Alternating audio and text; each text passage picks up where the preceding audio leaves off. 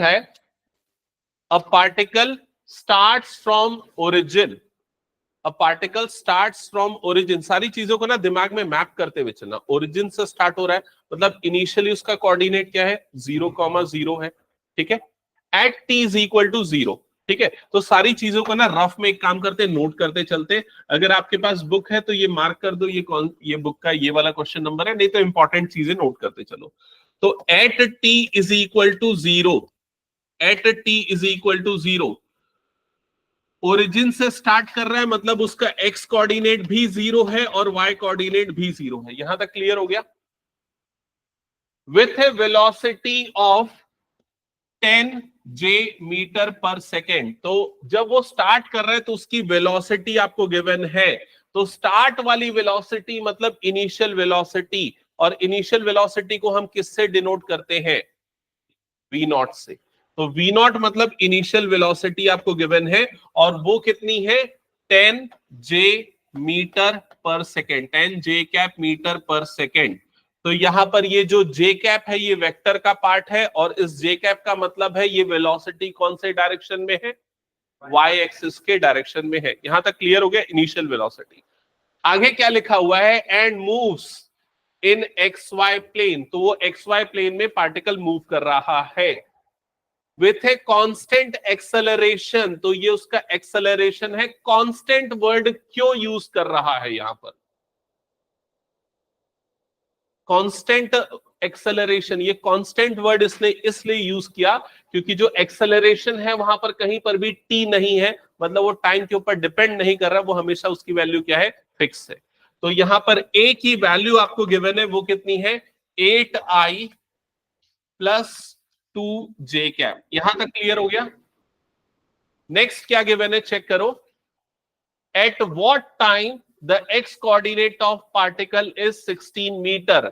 अब ये आपको क्वेश्चन में लिखा है at what time the X coordinate of particle is 16 metre, मतलब आपको t is equal to question mark है, फर्स्ट पार्ट की मैं बात कर रहा हूं, टाइम निकालना है जब उसका x कोऑर्डिनेट या x की वैल्यू कितनी गिवन है क्वेश्चन में 16 मीटर गिवन है, तब फर्स्ट पार्ट में। क्या यहां तक का डेटा क्वेश्चन में समझ में आ गया। सेकेंड पार्ट हम बाद में देखेंगे, पहले फर्स्ट पार्ट पे डिस्कशन कर लेते हैं, ठीक है। तो इनिशियल वेलोसिटी एक्सेलरेशन गिवन है और x कोऑर्डिनेट गिवन है, y कोऑर्डिनेट निकालना है। x कोऑर्डिनेट और y कोऑर्डिनेट क्या बताते हैं, उस पार्टिकल की पोजीशन बताते हैं, और उस पार्टिकल की पोजीशन x और y को कंबाइंडली अगर देखा जाए तो वो किससे पता चलता है, r ऑफ t से। r ऑफ t क्या होता है, उस पॉइंट का पोजीशन वेक्टर होता है। तो अगर हमें r ऑफ t मिल गया तो जो i वाले का कोफिशिएंट होगा वो उसका x कोऑर्डिनेट होगा, और जो j वाले का कोफिशिएंट होगा उसका क्या हो जाएगा, y कोऑर्डिनेट होगा। क्लियर हो गया ये चीज। तो जो हमने इक्वेशन ऑफ मोशन पढ़ा था उसमें हम कौन सी इक्वेशन को यूज करेंगे, ये वाली इक्वेशन को, r of t is equal to we not T plus half A T square. Clear हो गया ये चीज। तो नोट करो सबसे पहले ये इक्वेशन हमने क्यों यूज की, वो क्लियर हो गया ना। हमें पोजीशन निकालनी है, हमें इनिशियल वेलोसिटी और एक्सेलरेशन गिवन है, ठीक है। तो नोट कर लो ये equation.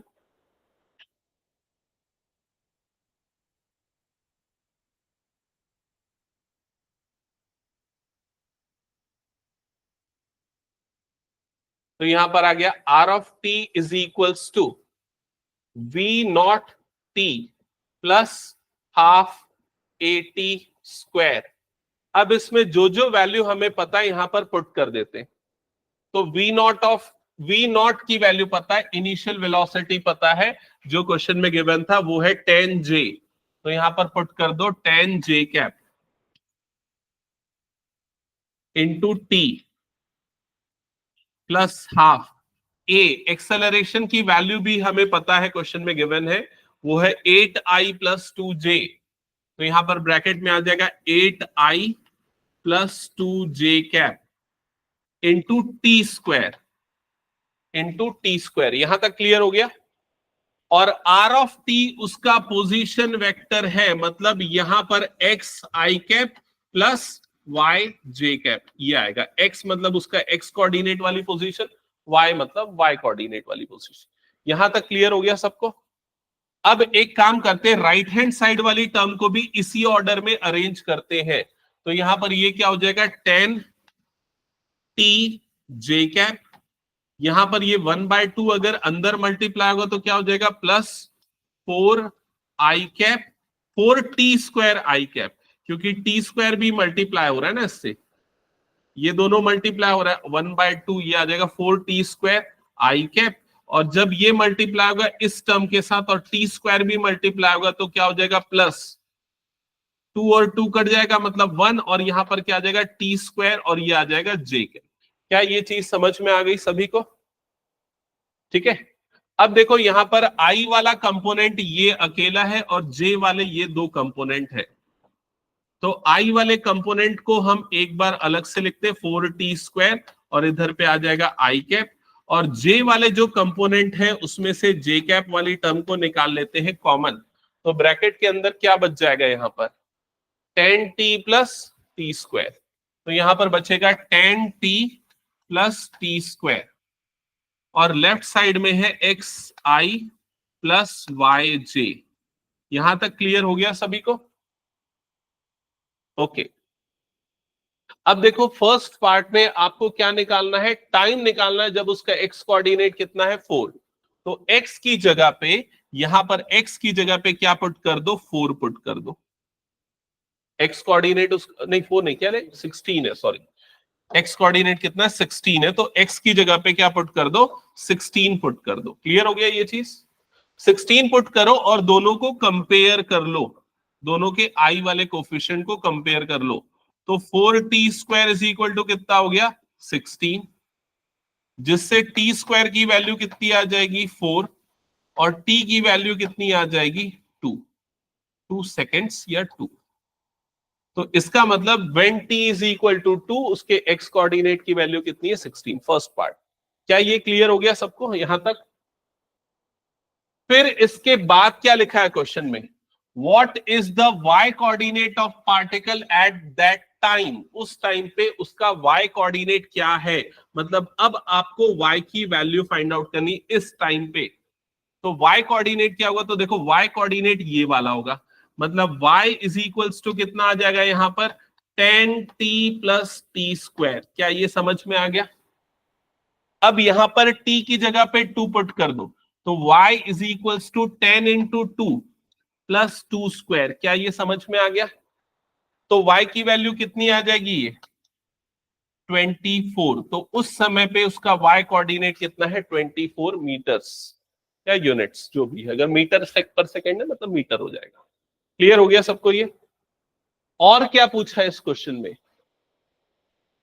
What is the speed of particle at that time. तो स्पीड के लिए हम पहले वेलोसिटी निकाल लेते हैं, और वेलोसिटी का जो मैग्नीट्यूड होगा वही उसकी स्पीड हो जाएगी। ठीक है, तो वेलोसिटी निकालने के लिए अब देखो हमने जो इक्वेशंस अभी डिस्कस किए थे, तो फर्स्ट इक्वेशन कौन सी थी जो आपने लिखा भी और अभी हमने रिकॉल किया था, बताओ कौन सा है? v of t is equals to v not plus at। याद आया? वो वही वाली जो 9th वाली, v is equal to U plus at, ये वाली जो इक्वेशन थी 9th में पढ़ते थे, v is equal to U plus at। यहां पर v की जगह पे क्या आ गया, v ऑफ t, और u की जगह पे v नॉट और at। क्लियर हो गया ये चीज? अब यहां पर आप लोगों को ये तीनों चीजें पता है, तीनों चीजें पता है क्या, what is the speed of particle at that time, हाँ उस टाइम पे। तो टाइम t की वैल्यू आपको पता है 2, a की वैल्यू भी आपको पता है, और v नॉट की वैल्यू भी पता है। सारी वैल्यू पुट करो, vt निकल जाएगा, v ऑफ t निकल जाएगा, वेलोसिटी निकल जाएगा। क्या आएगा, निकालो जल्दी बताओ, सिंप्लीफाई करके, अरेंज करके।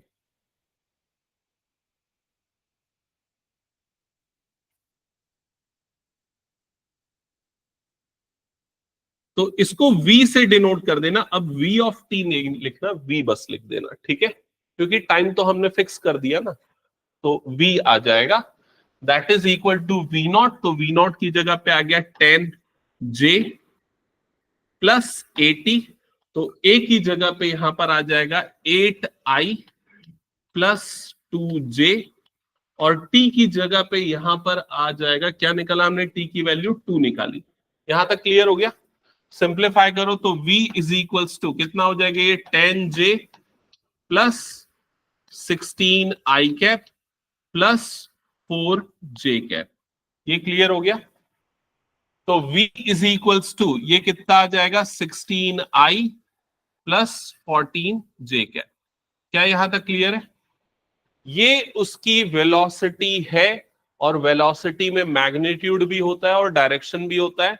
तो इसका मतलब इसका अभी अभी ये दोनों चीजें बता रहा है ना कि भाई इसका वेलोसिटी एक्स एक्सिस के डायरेक्शन में कितना है, 16 metre per second, Y axis के डायरेक्शन में कितना है, 14 मीटर पर सेकेंड। समझ में आ रहा है ये चीज? लेकिन कंबाइंडली कितना है, तो उसके लिए हम इसका मैग्नीट्यूड निकालेंगे। तो उसका मैग्नीट्यूड कैसे निकाला जाता है, रूट ओवर, याद है कि नहीं, वेक्टर वाला पार्ट, रूट ओवर आई वाले कंपोनेंट का स्क्वायर मतलब 16 का स्क्वायर, प्लस जे वाले कंपोनेंट का स्क्वायर मतलब 14 का स्क्वायर।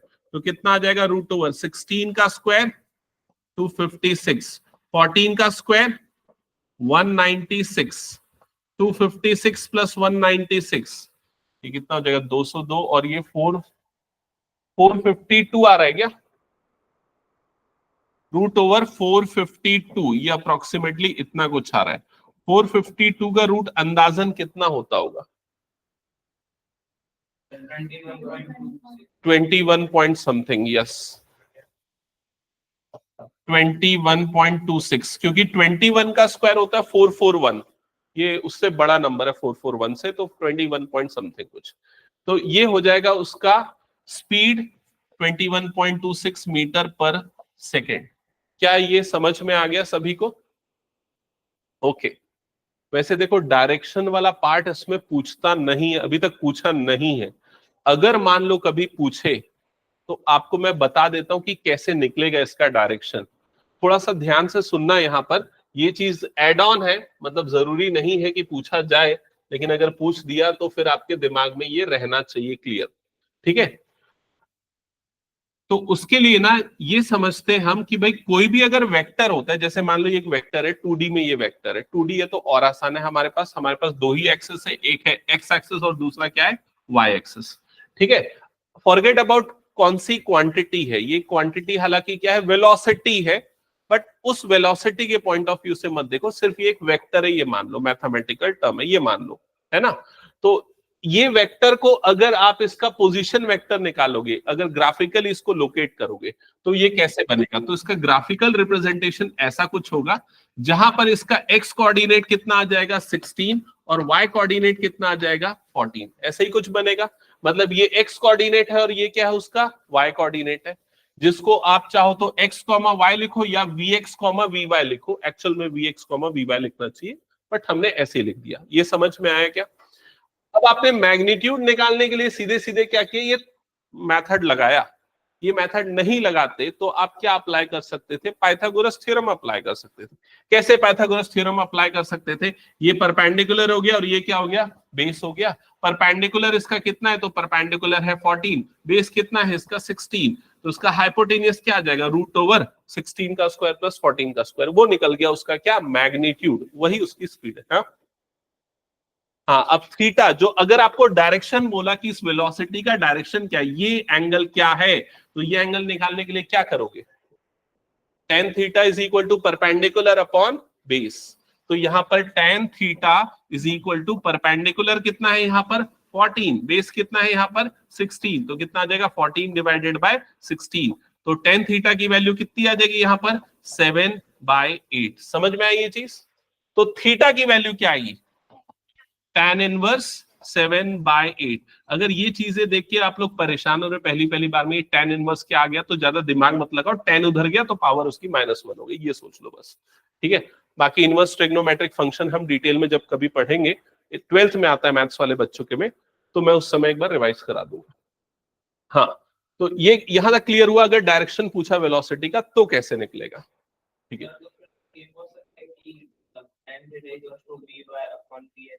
बिल्कुल बोल सकते, हाँ करेक्ट, ठीक है। अब मैंने इसको वी वाई और वी एक्स पे क्यों रिस्ट्रिक्ट नहीं रखा, उसका कारण है क्योंकि हो सकता है ये अभी जैसे ये वेलोसिटी था वो वेक्टर क्वांटिटी था, अगर डिस्प्लेसमेंट होगा तो क्या लिखेंगे हम, एक्स y अपॉन x लिख देंगे। एक्सेलरेशन भी आ सकता है ऐसा ही कुछ, तो वो भी क्या हो जाएगा, ए वाई अपॉन ए एक्स आ जाएगा। समझ में आई ये चीज?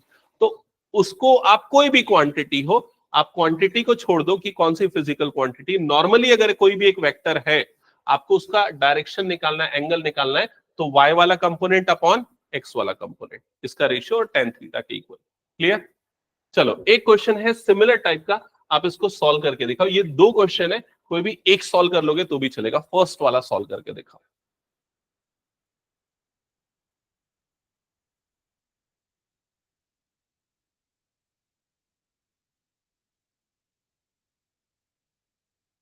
Question number 1, a particle starts from origin at t is equals to 0। तो particle t is equal to 0 पे स्टार्ट हो रहा है ओरिजिन से, मतलब इनिशियली उसके कोऑर्डिनेट 0,0 है। विद वेलोसिटी, तो उसकी इनिशियल वेलोसिटी गिवन है आपको, v नॉट की वैल्यू गिवन है। ठीक है, moves in X Y plane with constant acceleration, acceleration भी गिवन है।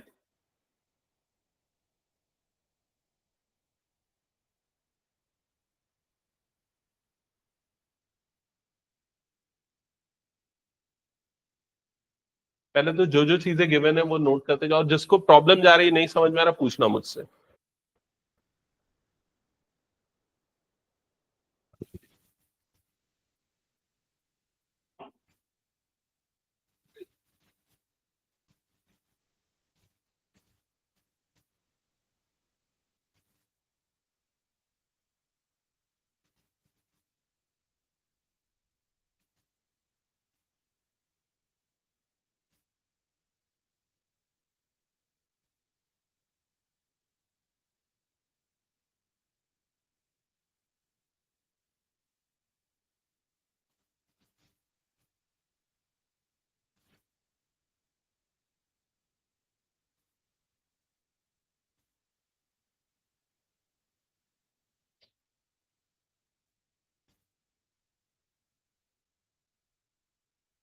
हिमांशु समझ में आ रहा है ना कैसे करना है?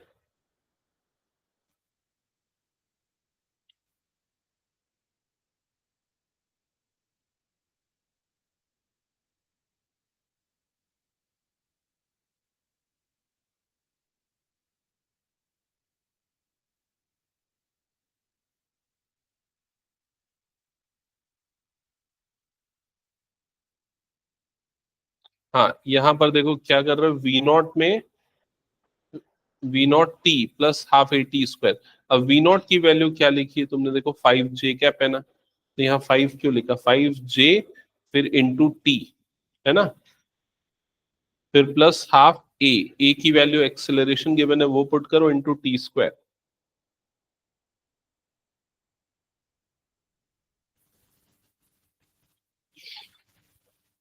ठीक है, सही बना रहा है, सॉल्व कर आगे। इसको ऐसा लिख, 5t j कैप, कट कर उस लाइन को, लिख 5t j कैप।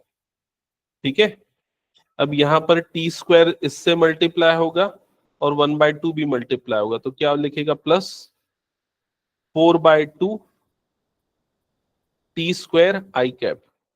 समझा? और यहां पर क्या हो जाएगा, 1 है और 1/2 मल्टीप्लाई होगा तो 1/2 टी स्क्वायर जे कैप। समझा? हाँ, अब उसको अरेंज कर। देखा अभिनव कहां तक किया? हाँ सही तो कर रहा है। ये यहाँ पर आई, ये आई नहीं, ये जे है ना, जे है ना, क्वेश्चन में क्या लिखा है, जे लिखा है ना, तो इनिशियल वेलोसिटी, ये भी तो तू यहाँ पर तो लिखा है, देख 5j।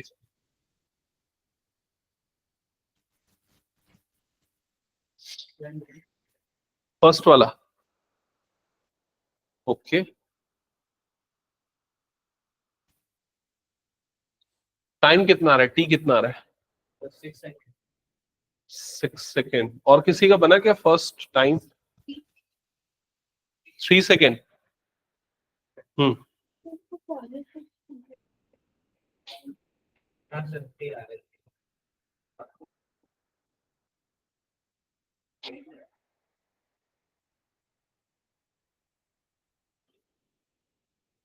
देखो इसको ना इससे सॉल्व करने में ना मुश्किल जाएगी, है ना, तुमने u स्क्वायर को जैसे तुमने जीरो ले लिया, एक्चुअली वो जीरो नहीं होगा। u मतलब क्या होता है, इनिशियल वेलोसिटी होता है ना, जो कि ये है इनिशियल वेलोसिटी। फाइनल वेलोसिटी यहाँ पर हमें पता नहीं, है ना। ये जो इक्वेशन है ना, V square minus U square is equal to 2as, ये वो तब लगता है जब ये u की जगह पे क्या आ जाएगा, v नॉट आएगा इनिशियल वेलोसिटी, और ये v स्क्वायर वाला टर्म आ गया। तो इससे ये नहीं बनेगा ये वाला, ठीक है, क्योंकि तुमको यहाँ फाइनल वेलोसिटी नहीं पता ना v की। और दूसरा एक और चीज बता रहा हूँ, तुम्हें क्या निकालना है, जैसे टाइम निकालना है, पहले पार्ट में तो टाइम निकालना है ना, eight what time it's x coordinate is 18। तो इस इक्वेशन में कहीं भी टाइम आ रहा है क्या, नहीं आ रहा है, तो इसलिए हम ये वाला इक्वेशन यूज नहीं करेंगे, ठीक है। हम कौन सा इक्वेशन यूज करेंगे, जिसमें टाइम आए, इनिशियल वेलोसिटी आए, और उसकी पोजीशन पता, पोजीशन क्योंकि x कोऑर्डिनेट गिवन है, तो सेकंड इक्वेशन यूज करेंगे r ऑफ t वाला, क्लियर।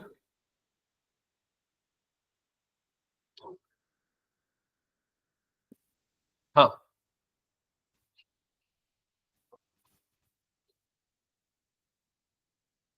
यहाँ पर 18 लिया, ये ठीक है, 4t स्क्वायर, 4/2 होगा ना, ये 1/2 था ना, तो ये 2 हो जाएगा ना, 2t स्क्वायर आएगा ना ये, है ना, 2t square is equal to कितना होगा, 18, है ना, समझ गया ना। तो t की वैल्यू, हाँ t की वैल्यू 3 आएगी। हम्म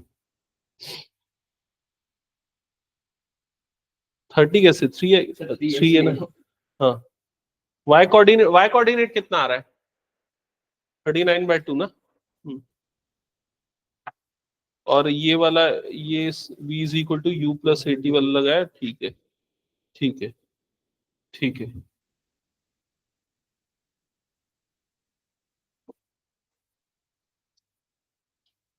देखो ये हो गया आपका v नॉट, और ये हो गया आपका a, ठीक है।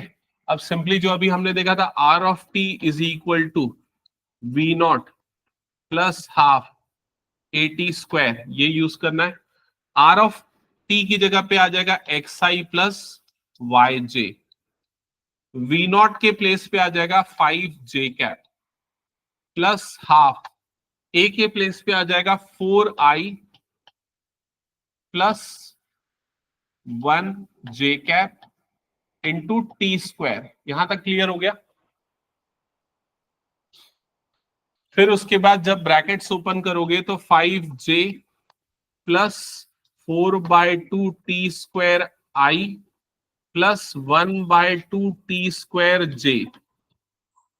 तो यहां पर अगर i वाले टर्म कंपोनेंट को देखोगे तो वो ये वाला है, तो इसको अगर रीअरेंज करके लिखोगे तो ये आ जाएगा 2t² i कैप प्लस ये वाले दोनों कंपोनेंट में से j कैप वाला कोफिशिएंट कॉमन निकाल लो, ये वाला कंपोनेंट बाहर निकाल लो, तो क्या बच जाएगा, ये 5 प्लस t²/2, और that is equal to x plus I Y है। तो यहाँ पर xi प्लस वाई जे है, xi प्लस वाई जे है, तो यहाँ पर x की जगह पे कितना आ जाएगा, कितना लिखा है 18 metre, 18i plus Y j cap. अब इसको कंपेयर कर लो, तो 18 इज इक्वल टू 2t², तो t² इज इक्वल टू हो जाएगा 9, जिससे t की वैल्यू मिल जाएगी 3। चेक करो, कंफर्म करो, t इज इक्वल टू 3 आ गया, ठीक है। अब t की वैल्यू को 3 पुट करो यहां पर इस जगह पे, तो तुम्हें क्या मिल जाएगा, उसका y coordinate, because y is equal to है 5 प्लस t²/2, तो y is equal to 5 plus 3²/2, तो 5 प्लस 9/2, 9/2 4.5 होता है, तो यह आ जाएगा 9.5, 9.5 आ रहा है क्या।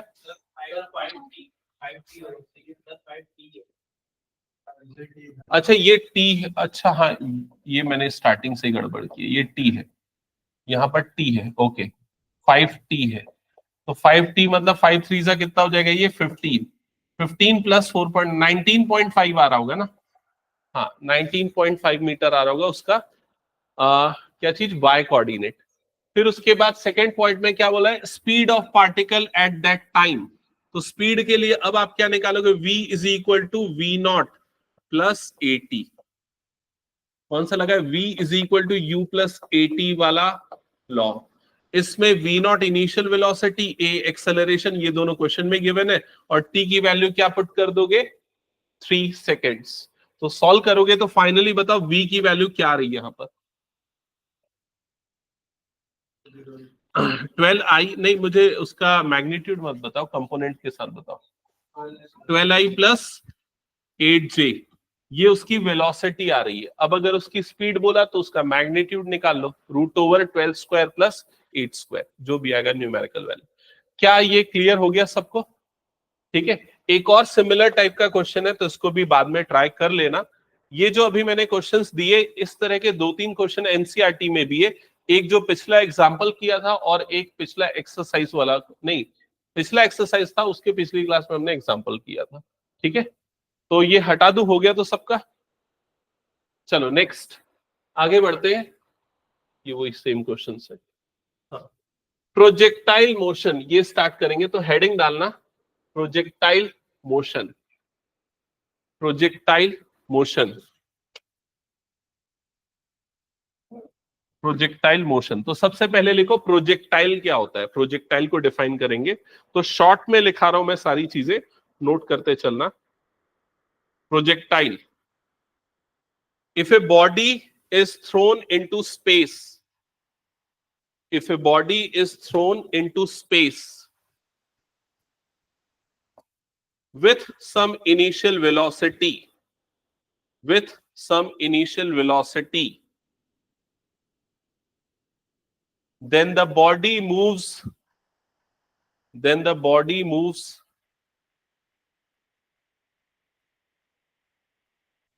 under the influence of gravity alone, under the influence of gravity alone,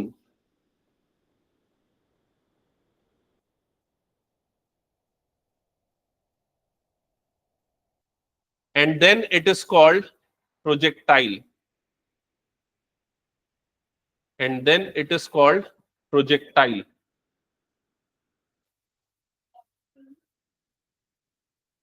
Then the body moves under the influence of gravity alone, and then it is called projectile. ठीक है, if a body is thrown into space with some initial velocity, then the body moves under the influence of gravity alone, then the body moves under the influence of gravity alone, comma करके लिखना, then it is called projectile, then it is called projectile.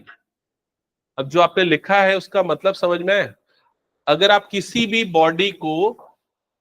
Body को space में initial velocity से throw कर रहे हैं, तो जो उसका मूवमेंट होगा, ठीक है, वो किसके कारण होगा, ग्रेविटी के कारण होगा। ठीक है, और वो जो मूवमेंट है ग्रेविटी के कारण, तो उस बॉडी को क्या बोलेंगे हम, प्रोजेक्टाइल बोलेंगे। ठीक है, इसका एक बहुत फेमस एक्सपेरिमेंट है। अगर हम आइडियल कंडीशन करें, इसमें कुछ अजम्पशन भी लेके चलते प्रोजेक्टाइल के लिए। हाँ, वो क्या है, अगर मान लो किसी बॉडी को मैं एक हॉरिजॉन्टल एक्सिस पे फेंकता हूं, ठीक है, एक हाइट से, एक बिल्डिंग से, वो ग्राफिकली अगर बताओ तो इस तरीके से कुछ, मान लो आप इस बिल्डिंग में खड़े हो, ये ग्राउंड है, अगर आपने किसी बॉडी को इस तरीके से हॉरिजॉन्टली थ्रो किया, तो वो ऐसे तो जाएगी नहीं, वो थोड़े दूर बाद जाके टर्न होगी और इस तरीके से ग्राउंड पे गिरेगी, समझ में आया? और दूसरा आपने यहीं पर उसे थ्रो किया तो भी वो यहां पर गिरेगी। क्या ये समझ में आ रहा है? तो ये दोनों बॉडीज एक साथ ग्राउंड को हिट करेगी, या कोई सी पहले और कोई सी बाद में? क्या है, कोई कौन सी पहले हिट करेगी, कौन सी बाद में हिट करेगी? तो इसका आंसर है दोनों एक ही समय पे हिट करेगी ग्राउंड को। ठीक है, अगर हम वो अजम्पशन लेके चल रहे हैं कि अर्थ का कर्वेचर हमने नहीं लिया कि अर्थ राउंड शेप में है, अगर हम ये अजम्पशन लेके चल रहे हैं कि एयर का रेजिस्टेंस यहाँ पर नेग्लिजिबल है, तो हम ये सारी चीजों का डेरिवेशन इसके अंदर करने वाले हैं। ठीक है, ये वाला कंसेप्ट सबसे पहले गैलीलियो ने दिया था। ठीक है, तो उसकी बुक में भी ये वाला पार्ट कंसीडर्ड है, जब उसने लीनिंग टावर ऑफ पीसा पे ये एक्सपेरिमेंट परफॉर्म किया था वहां से। ठीक है, तो ये हो गया प्रोजेक्टाइल क्या है, वो समझ में आ गया ना? उस बॉडी को बोलेंगे जो under the influence of gravity travel करेगा। नेक्स्ट लिखो ट्रेजेक्ट्री, ट्रेजेक्ट्री, ट्रेजेक्ट्री, ट्रेजेक्ट्री उस पाथ को बोलते हैं जिसमें प्रोजेक्टाइल का मूवमेंट होता है, ठीक है, जो पाथ वो फॉलो करता है। जैसे अभी मैंने दो पाथ बनाए ना, उसी पाथ को ट्रेजेक्ट्री बोलते हैं। तो लिख लो, path followed by projectile, path followed by projectile during the motion, during the motion is called trajectory, is called trajectory.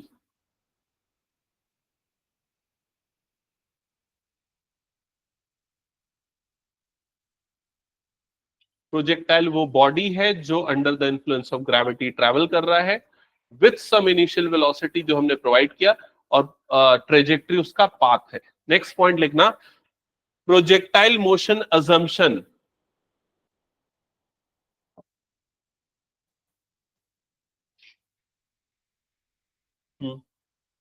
Projectile motion assumption. तो प्रोजेक्टाइल मोशन में जो हम पूरा एनालिसिस करेंगे अभी मैथमेटिकली, उसके कुछ अजम्पशंस हैं जो हम कंसीडर करके चलेंगे। फर्स्ट, जैसे मैंने बताया, एयर रेजिस्टेंस को हम नेग्लिजिबल लेंगे। तो लिख लो first point, no air resistance.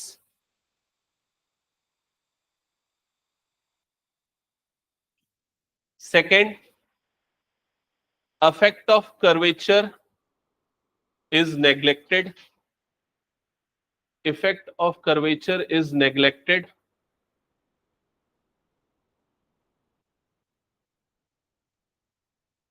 Third, earth rotation is neglected, earth rotation is neglected.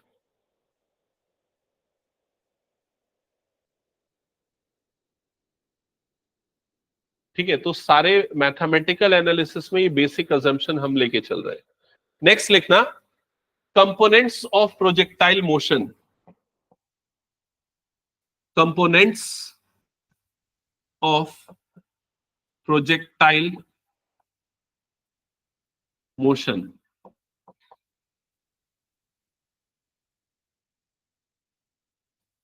अगर हम किसी भी प्रोजेक्टाइल को with some initial velocity throw कर रहे हैं, तो उस सिचुएशन में देखो, प्रोजेक्टाइल का मोशन ऐसा कुछ होगा, अगर मान लो आपने ग्राउंड से किसी स्टोन को भी थ्रो किया, उसका मोशन इस तरीके का कुछ होगा, ठीक है।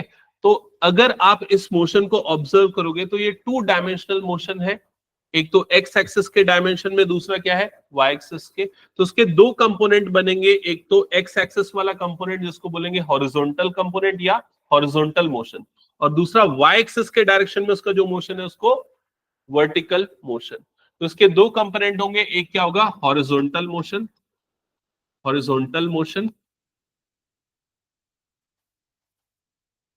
और दूसरा होगा वर्टिकल मोशन, वर्टिकल मोशन। तो हॉरिजॉन्टल मोशन में ना इसकी यूनिफॉर्म वेलोसिटी होगी, वेलोसिटी इज यूनिफॉर्म। अब कैसे होगी वो आगे हम देखेंगे, अभी फिलहाल लिख लो इसमें यूनिफॉर्म वेलोसिटी, यूनिफॉर्म वेलोसिटी। और वर्टिकल मोशन में, वर्टिकल मोशन में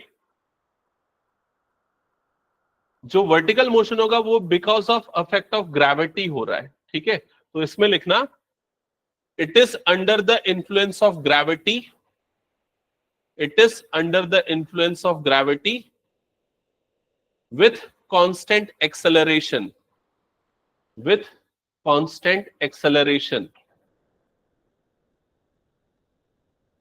constant acceleration। ये ग्रेविटी के कारण हो रहा है, इसका एक्सेलरेशन कांस्टेंट होगा, और वो कांस्टेंट एक्सेलरेशन होगा g, जिसकी वैल्यू हम क्या लेते हैं, 9.8 मीटर पर सेकेंड स्क्वायर, ठीक है। तो ये जो दोनों टाइप के कंपोनेंट्स है या दोनों टाइप के जो मोशंस है वो इंडिपेंडेंट होते हैं एक दूसरे के, ठीक है। तो यहां पर एक वर्ड और नोट करके लिखना, the two motions are physically independent, the two motions are physically independent. ये जो दो मोशंस हैं ये फिजिकली इंडिपेंडेंट होते, एक दूसरे के ऊपर डिपेंड नहीं करेंगे।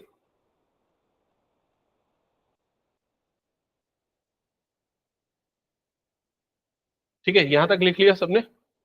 ओके, चलो अब इसका पूरा मैथमेटिकल एनालिसिस करते हैं। तो हेडिंग डालना mathematical analysis of projectile motion, mathematical analysis of projectile motion.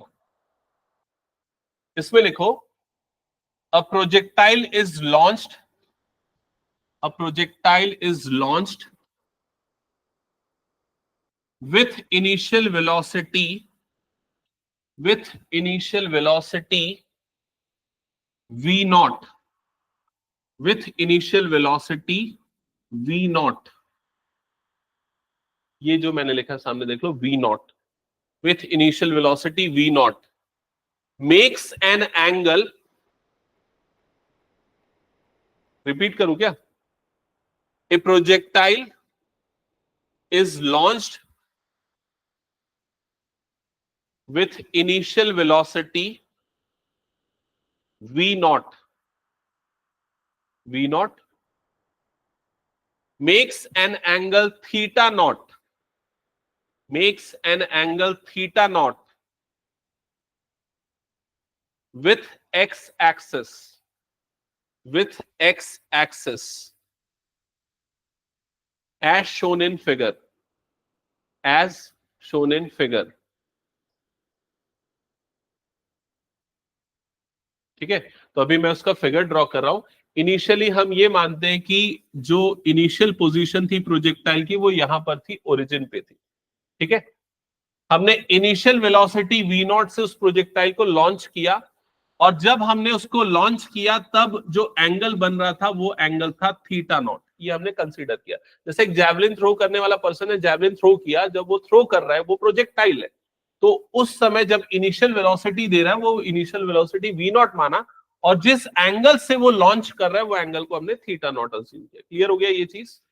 अब अगर इस वेलोसिटी के कंपोनेंट्स देखें तो इसका हॉरिजॉन्टल कंपोनेंट मतलब ये वाला पार्ट कितना होगा, और वर्टिकल कंपोनेंट मतलब ये वाला पार्ट कितना होगा, क्या होगा, इसका एनालिसिस हम यहां पर कर लेते हैं। ठीक है, यस। तो एक्स एक्सिस के डायरेक्शन में जो इसका हॉरिजॉन्टल कंपोनेंट होगा, पहले उसको हम वी नॉट एक्स से डिनोट करेंगे। V naught x, v naught का मतलब क्या, जीरो का मतलब क्या, इनिशियल। एक्स का मतलब क्या, एक्स एक्सिस के डायरेक्शन वाली वेलोसिटी। तो इनिशियली एक्स एक्सिस के डायरेक्शन वाली वेलोसिटी कितनी है, और यहां पर इसको हम डिनोट करेंगे वी नॉट वाई से, तो इनिशियली वाई एक्सिस के डायरेक्शन की वेलोसिटी कितनी है। तो यहां पर वी नॉट एक्स की वैल्यू क्या आएगी, वी नॉट एक्स की वैल्यू क्या आएगी, ये कितने बच्चों को पता है वो बता दो। एक और दो, तीन, हाँ बता Chaitanya. V naught cos theta naught, जो एंगल हमने लिया है, और यहां पर आएगा v naught sine theta naught. अब जिनको नहीं पता उनको मैं ये बता दूं, थोड़ा सा याद करना। देखो भाई, ये हमने पहले भी पढ़ा था जब ए और बी वाला हम डिराइव कर रहे थे ना, याद है? कभी भी अगर कोई वेक्टर इस तरीके का बन रहा है तो अगर हमें हॉरिजॉन्टल वाला लेना है तो वो कितना हो जाएगा, हाइपोटेनियस इंटू बेस, सॉरी क्या बोल रहा था मैं, हाइपोटेनियस इंटू कॉस थीटा, ये उसका बेस बन जाएगा। और परपेंडिकुलर अगर लेना है तो क्या हो जाएगा, hypotenuse into sine theta. Basically यही ट्रिग्नोमेट्री का ही फॉर्मूला लगा है जो ट्रिग्नोमेट्री में आप नहीं पढ़ते हो। Cos theta is equal to क्या होता है, परपेंडिकुलर बेस अपॉन हाइपोटेनियस। तो बेस क्या हो जाता है, हाइपोटेनियस इनटू कॉस थीटा, यही होता है। तो अगर देखा जाए ये बेस है, ये हाइपोटेनियस है, तो हाइपोटेनियस की वैल्यू मतलब इसका वी नॉट का मैग्नीट्यूड, तो v naught into cos theta. समझ में आया कि नहीं, वो उसका बेस निकल जाएगा। और वैसे ही अगर साइन थीटा का, साइन थीटा क्या होता है, परपेंडिकुलर अपॉन क्या होता है, हाइपोटेनियस। तो परपेंडिकुलर क्या हो जाएगा, एच इंटू साइन थीटा हो जाएगा। एच हाइपोटेनियस है वी नॉट, और साइन थीटा नॉट ये हो जाएगा उसका परपेंडिकुलर। समझ में आई ये चीज? ठीक है, तो यहां तक सबने ड्रॉ कर लिया फिगर, इसका कंपोनेंट्स लिख लिए। अब अगर हम प्रोजेक्टाइल को लॉन्च करेंगे तो प्रोजेक्टाइल जो है वो एक्चुअल में ऐसा तो जाएगा नहीं, वो क्या होगा, इस तरीके से जाके ऐसा जाके कहीं पर गिर जाएगा। यही होगा प्रोजेक्टाइल का ट्रेजेक्ट्री, जिसको हम पाथ हमने लिखा था। ठीक है, ये प्रोजेक्टाइल की ट्रेजेक्ट्री हो गई। तो ट्रेजेक्ट्री ड्रॉ कर लो प्रोजेक्टाइल की।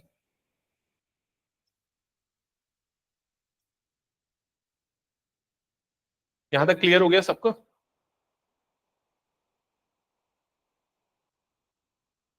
ओके, अब इस ट्रेजेक्ट्री में कुछ और चीजें हम देखते हैं। पहला तो ये कि यहां पर एक्सेलरेशन जो लग रहा है, एक्सेलरेशन ड्यू टू ग्रेविटी है, only under the influence of gravity इसका मोशन हो रहा है। तो एक्सेलरेशन इसका हमेशा क्या होगा, डाउनवर्ड डायरेक्शन में होगा। डाउनवर्ड डायरेक्शन में मतलब negative direction of x axis. तो उसको हम किससे डिनोट करेंगे, माइनस जी जे कैप से। ये क्यों आया, समझ में आया ना? ठीक है, negative direction of y axis downward direction में, जी उसका मैग्नीट्यूड है एक्सेलरेशन ड्यू टू ग्रेविटी का। ओके नहीं, ये डायरेक्शन उसका डाउनवर्ड है ना एक्सेलरेशन का, इसलिए इसलिए जे कैप होगा। ठीक है, यहां तक क्लियर हो गया सबको? अब चलो इसका पूरा मैथमेटिकल एनालिसिस करते हैं, एक एक करके। डायग्राम हो गया, लिखना। Here acceleration a is equal to minus g j cap, minus g j cap. और एक्सेलरेशन जो है उसको अगर उसके कंपोनेंट के फॉर्म में लिखे तो ए जो होता है उसमें एक्स वाला भी कंपोनेंट होता है, ए x i plus A Y जे। तो अगर क्लियरली यहां पर देखेंगे तो आई वाला कंपोनेंट नहीं है, मतलब acceleration in the direction of x axis क्या है, 0। और acceleration in the direction of y axis क्या है, माइनस जी। क्लियर हो गया ये चीज? नेक्स्ट लिखना, v naught is equals to. तो वी नॉट जो इसकी वेलोसिटी है उसको अगर इसके कंपोनेंट के फॉर्म में लिखे तो क्या आ जाएगा, v naught x i plus v naught y j. इसका एक्स एक्सिस वाला component v naught x i plus v naught y j cap, velocity vector जो इनिशियल वेलोसिटी को रिप्रेजेंट कर रहा है। ठीक है, अब यहां पर वी नॉट एक्स की वैल्यू क्या है, तो वी नॉट एक्स की वैल्यू क्या है, v naught cos theta naught. इसको पुट कर दो तो v naught x is equal to हो जाएगा v naught cos theta naught i cap plus v naught y की वैल्यू क्या हो जाएगी, v naught sine theta naught into j cap. यहां तक क्लियर हो गया सबको? नेक्स्ट, इनिशियली जब हमने स्टार्ट किया था तो उसका इनिशियल कोऑर्डिनेट जो है उसको हम एक्स नॉट और वाई नॉट लेते हैं। तो यहां पर एक्स नॉट और वाई नॉट की वैल्यू हम इनिशियली क्या कंसीडर कर रहे हैं, 0,0। ये भी मार्क कर लो, x naught comma y naught की वैल्यू है 0,0। अब अभी देखो, रिकॉल करना, अभी हमने जो उसके पोजीशन वेक्टर देखे थे क्या था, r of T is equal to second law जो अभी हमने अप्लाई किया था। अगर हम उसकी पोजीशन को मार्क कर रहे हैं हर पार्ट पे, उसकी पोजीशन के या उसके कोऑर्डिनेट्स क्या है, तो वो निकालने के लिए हमें क्या यूज करना पड़ेगा, सेकेंड इक्वेशन। सेकेंड इक्वेशन कौन सा, s is equals to u t plus half A T square. याद आ रहा है? इसी में एस जो उसकी पोजीशन है उसको हम किससे रिप्रेजेंट करेंगे, आर ऑफ टी से। U t plus half A T square. तो यहां पर क्या देगा, v not T plus half A T square, ऐसा आ जाएगा। क्या यहां तक क्लियर हो गया सबको? ठीक है, अब इसमें वैल्यूज पुट करते हैं। R of T is equal to we not की वैल्यू क्या पुट हो जाएगी, तो देखो वी नॉट की जगह पे ये वाली वैल्यू पुट हो जाएगी, ये जो अभी हमने यहां पर देखा। वी नॉट की जगह पे ये पूरी वैल्यू आ जाएगी। इसको इक्वेशन नंबर 1 मार्क कर दो, है ना। इक्वेशन नंबर, एक काम करो 1 इसको ले लो जहां पर आपने एक्सेलरेशन लिखा है, ठीक है। और इसको इक्वेशन नंबर 2 दे दो जहां पर आपने इनिशियल वेलोसिटी को लिखा है, ठीक है। ये इक्वेशन नंबर 2 हो गया। अब 1 और 2 से आप ये दोनों वैल्यू को, वी नॉट और ए की वैल्यू को पुट करोगे तो वी नॉट की जगह पे आ जाएगा v naught cos theta naught i cap plus v naught sine theta naught j cap bracket close into t plus half a की जगह पे आ जाएगा माइनस जी जे कैप और इधर पे आ जाएगा टी स्क्वायर। क्या ये समझ में आया क्या किया हमने? इनिशियल वेलोसिटी और एक्सेलरेशन हमने पुट किया। अब इसकी जो पोजीशन है आर ऑफ टी जो है उसको हम स्टैंडर्ड फॉर्म में अरेंज करके लिखते हैं, जैसे पिछले कुछ न्यूमेरिकल्स में हम कर रहे थे। आई कैप वाले कंपोनेंट प्लस जे कैप वाले कंपोनेंट लिखो। इस तरीके से क्या आएगा अरेंज करके, तो आई कैप वाला कंपोनेंट कहां कौन सा है इसमें, सिर्फ एक यही वाला है, और ये वाले दोनों जो है वो जे कैप वाले कंपोनेंट वाले टर्म्स है, दिख रहा है कि नहीं ये चीज। तो ये वाला पार्ट जो है यहां पर आ जाएगा, मतलब क्या आ जाएगा, ये v naught cos theta naught. ठीक है, मैं इसको आराम से अरेंज कर लेता हूं, तुम लोग भी अरेंज करके लिखो इसको। ये हो जाएगा v naught cos theta naught, और बाहर में टी भी मल्टीप्लाइड है इसलिए टी भी यहां पर आएगा टी, और फिर इससे ये एक्स वाला कंपोनेंट है, मतलब आई कैप आ गया है ना। और जब ये टी इससे मल्टीप्लाई होगा तो प्लस क्या बन जाएगा, v naught sine theta naught, sine theta naught into t, और इधर पे क्या आ जाएगा, जे कैप आ जाएगा। क्लियर हो गया।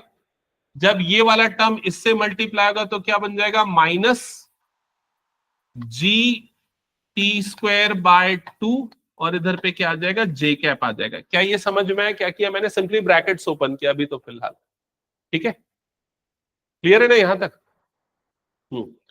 अब मैं ये बोलना चाह रहा था कि भाई हम जैसे ये लिखते हैं ना, ये आर ऑफ टी उसकी पोजीशन है, पोजीशन मतलब एक्स वाला प्लस वाई वाला कंपोनेंट क्या है, एक्स कोऑर्डिनेट क्या है, वाई कोऑर्डिनेट, जैसे पिछले न्यूमेरिकल में हम लोग कर रहे थे। तो वही एक्स कोऑर्डिनेट क्या है, वाई कोऑर्डिनेट क्या है, उसके लिए हम इसमें से ये आई और जे वाले कंपोनेंट को अरेंज करके लिखेंगे। तो आई वाला तो ऑलरेडी है, आई वाला already v naught cos theta naught t i cap, ये वाला कंपोनेंट तो ऑलरेडी है। उसका वाई एक्सिस वाला जो कंपोनेंट है उसके लिए हम क्या करेंगे, यहां से जे कैप को कॉमन निकालेंगे, जे कैप को कॉमन निकालेंगे, तो यहां पर क्या बच जाएगा, v naught sine theta naught minus, sine theta naught t भी है, sorry sine theta naught t, minus g t square by 2, g t square by 2। क्या यहां तक सभी का आ गया, एक बार चेक करो, कंफर्म करो, ऐसा एक्सप्रेशन आ गया। हाँ, अब अभी जो आपको एक्सप्रेशन मिली है उसका और इनिशियली जो हमने प्रोजेक्टाइल के बारे में डिस्कशन किया, इन दोनों का क्या रिलेशन है, थोड़ा अपना दिमाग लगाओ और सोचो क्या पता चल रहा है भाई इस इक्वेशन से। इस इक्वेशन से हमें प्रोजेक्टाइल के बारे में क्या पता चल रहा है।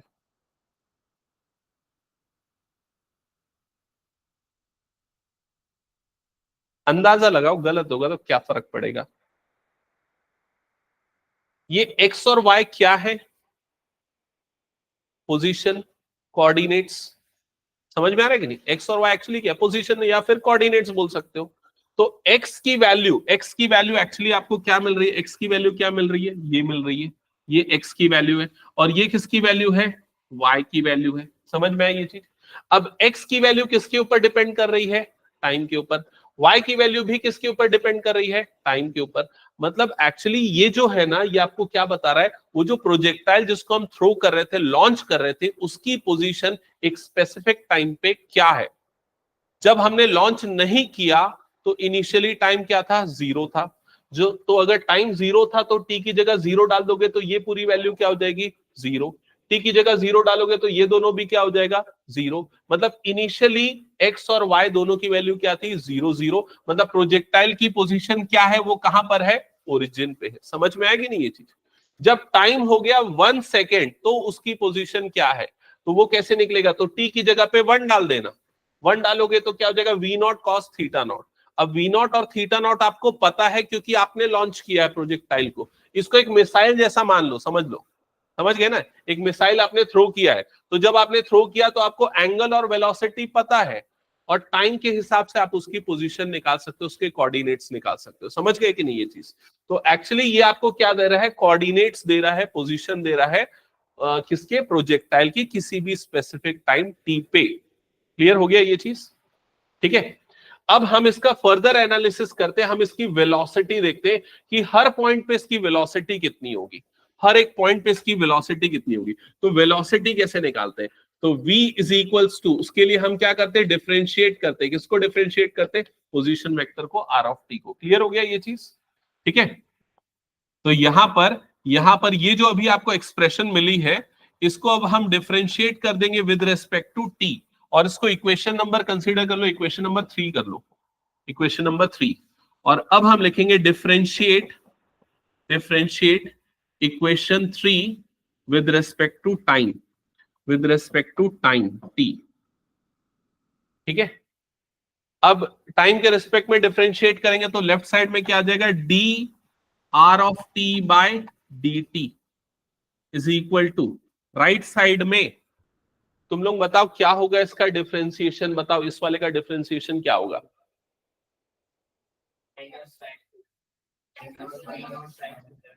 Minus v naught sine theta naught. और कोई आंसर किसी का नहीं? ठीक है, चलो इधर पे ध्यान देना थोड़ा सा। ठीक है, ये बताओ D by D T of sine T क्या होता है, फॉर्मूला पिछली क्लास में हमने किया था, क्या होता है, कॉस टी। ये बताओ D by D T of T कितना होता है, D by D T of T, differentiation याद है ना, क्या होता है, टी का डिफरेंशिएशन क्या होता है, 1। अब ये बताओ D by D T of sine A into T क्या होगा। तो मेरी बात ध्यान से सुनना भाई सारे बच्चे, वो ये कि ये जो ए है ना, ये हमेशा मैथ्स में क्या ट्रीट होता है, एज ए कांस्टेंट ट्रीट होता है। ठीक है, और फिजिक्स में वो डिपेंड करेगा कि हमें वो चीज नोन है या अननोन है। तो साइन ए जो है ना अभी क्या है, ये कांस्टेंट है, तो कांस्टेंट टर्म जो है वो बाहर आ जाती है, उसका डिफरेंशिएशन नहीं होगा, और उसका जो कोफिशिएंट है टी, उसका डिफरेंशिएशन होगा। तो टी का डिफरेंशिएशन क्या होगा, 1। तो इसका डिफरेंशिएशन 1 हो गया, तो सिर्फ क्या बच जाएगा, उसका कोफिशिएंट, मतलब क्या मिलेगा आपको यहाँ पर, साइन ए मिलेगा। क्या ये चीज समझ में आई कि नहीं आई, नहीं आई समझ में? चलो एक दूसरा एग्जांपल लेता हूं। ठीक है, ये बताओ मुझे D by D T of 5t क्या होता है, इसका डेरिवेटिव 5 होता है, क्योंकि टी तो 5 निकल गया बाहर, टी का डेरिवेटिव क्या हो गया, 1। अब ये बताओ D by D T of sine 30 degree into T क्या होगा इसका डेरिवेटिव। साइन 30 का नहीं होगा डिफरेंशिएशन, साइन 30 कांस्टेंट है, उसकी वैल्यू कितनी होती है, 1/2। तो 1/2 निकल जाएगा बाहर, तो सिर्फ किसका डिफरेंशिएशन होगा, टी का, और टी का डिफरेंशिएशन क्या हो जाता है, 1 होता है। समझ में आई ये चीज? उसी तरीके से अगर डी बाई डी टी और यहां पर साइन थीटा इंटू टी है, तो साइन थीटा, थीटा अगर हमें नोन है तो ये वाली वैल्यू क्या है, कांस्टेंट है, ये कांस्टेंट है, तो ये बाहर आ जाएगा, तो सिर्फ किसका डिफरेंशिएशन होगा, टी का, और उसका डिफरेंशिएशन क्या हो जाएगा, 1। तो आपको वैल्यू यहां पर क्या मिलेगी, साइन थीटा मिलेगी। समझ में आया? अगर समझ में आया तो बताओ अब इसका डिफरेंशिएशन क्या होगा, v naught cos theta naught, क्योंकि टी का डिफरेंशिएशन क्या हो जाएगा, 1। क्या ये क्लियर हो गया, आई कैप प्लस, अभी ये बताओ इसका डिफरेंशिएशन क्या होगा, इस वाले पार्ट का, अभी हमने इसका किया ना, इसका क्या होगा जल्दी बताओ, v naught sine theta naught, ये कांस्टेंट है, कांस्टेंट है ना, क्योंकि वी नॉट और थीटा नॉट हमें पता है वो कांस्टेंट है, तो सिर्फ किसका होगा, टी का, और टी का डिफरेंशिएशन क्या हो जाएगा, 1। तो आपको क्या मिलेगा यहां पर, v naught sine theta naught minus g t square by 2 का क्या होगा, जी टी हो जाएगा। याद आया कि नहीं, देखो D by D T of ये जी टी स्क्वायर बाय 2 है, तो जी बाय 2 तो कांस्टेंट है, तो जी बाय 2 आ गया बाहर, सिर्फ टी स्क्वायर का डिफरेंशिएशन होगा। तो टी स्क्वायर का कैसे होगा, जो पावर है वो आ जाएगी सामने 2, और टी की पावर में क्या बन जाएगा, 1। क्लियर हो गया ये चीज? तो ये 2 और ये 2 कट जाएगा, तो फाइनली क्या बचेगा, जी टी बचेगा। तो यहां पर क्या मिला आपको, जी टी मिला, और ये क्या हो गया, जे कैप। क्या ये क्लियर हुआ सभी को? ठीक है, अब ये वाला जो पार्ट है, इस पार्ट को हम क्या लिखेंगे, वेलोसिटी लिखेंगे, v, या v ऑफ t लिखो या v लिखो, दोनों चलेगा। ठीक है, v is equals to we naught cos theta naught i plus v naught sine theta naught minus g t into j. क्या ये क्लियर हुआ? ठीक है, अब ये इसकी वेलोसिटी है, और ये वेलोसिटी में आई वाला कंपोनेंट और ये जे वाला कंपोनेंट। आई वाले कंपोनेंट का मतलब एक्स एक्सिस के डायरेक्शन की वेलोसिटी, तो उसको हम किससे डिनोट करेंगे, वी एक्स से। जे का कोफिशिएंट मतलब वाई एक्सिस के डायरेक्शन की वेलोसिटी, इसको हम किससे डिनोट करेंगे, वी वाई से। क्या ये समझ में आया? अब हो सकता है तुम लोगों को लग रहा होगा सर ये बार बार घुमा फिरा के वही चीजें आ रही है, पहले से ही तो हमें पता था Vx वो जो है V naught cos theta not है, अभी भी वही आया V naught cos theta not. समझ गए कि नहीं ये चीज? देखो स्टार्टिंग में, जब एकदम स्टार्टिंग में मैंने बताया था ये वाला क्या आया था, V naught cos theta not. अभी भी जब आया तो ये क्या आया, V naught cos theta not. समझ में आ रहा है कि नहीं? दोनों सेम आ रहा है। तो इसमें और इसमें क्या फर्क है ये बताओ मुझे। इसमें और इसमें क्या फर्क है पता है? ये Vx है और ये क्या है, V नॉट एक्स है। V नॉट का मतलब क्या है, इनिशियल वेलोसिटी। कौन से डायरेक्शन में, एक्स एक्सिस के, वो V naught cos theta naught आया। ये Vx मतलब किसी भी टाइम पे उसकी वेलोसिटी, वो भी कितना है, V naught cos theta naught. तो ये वाली वैल्यू सेम आई है, लेकिन क्या y एक्सिस के डायरेक्शन की वेलोसिटी हर समय सेम है? नहीं है। यहां पर देखो ये वाली वेलोसिटी अलग है, लेकिन यहां पर इनिशियल वाली अलग है। समझ में आया कि नहीं ये चीज? ठीक है, तो ये हो गई उसकी वेलोसिटीज के एक्स और वाई वाले कंपोनेंट। अब इसको लिख लो, अलग से भी लिख लो एक बार। यहां पर Vx इज इक्वल टू क्या हो गया, V naught cos theta naught, और Vy क्या हो गया, ये V naught sine theta naught minus GT, minus GT.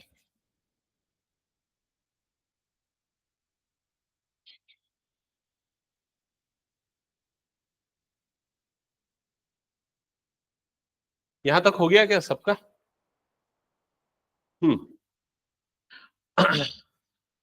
अब मैं तुम लोगों से ना थोड़ा ओरली पूछ लेता हूं कि चीजें कितनी समझ में आई है सभी को।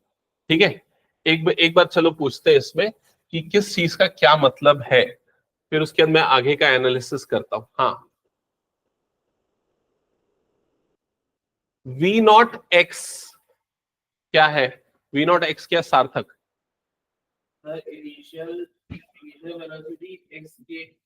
Initial velocity in the direction of x axis, वो कितना होता है? वो हमेशा फिक्स होता है। कितना होता है, V naught cos theta naught. Abhinav, ये V नॉट और थीटा नॉट क्या है? ये जो V नॉट हमने लिखा है, ये V नॉट क्या है? इनिशियल वेलोसिटी जिससे उस प्रोजेक्टाइल को लॉन्च करे। और थीटा नॉट क्या है? जिस एंगल पे लॉन्च करे एक्स एक्सिस के साथ, जो वो एंगल बना रहा है। Next, next Shri, v x इसकी वैल्यू क्या होगी बताओ, वी एक्स की वैल्यू क्या होगी? सब कुछ सामने है, ठीक है।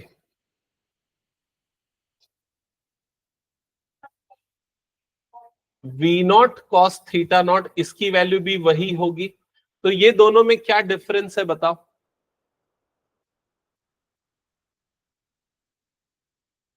ये velocity in the direction of x axis at any time. समझ में आ रहा है ये चीज?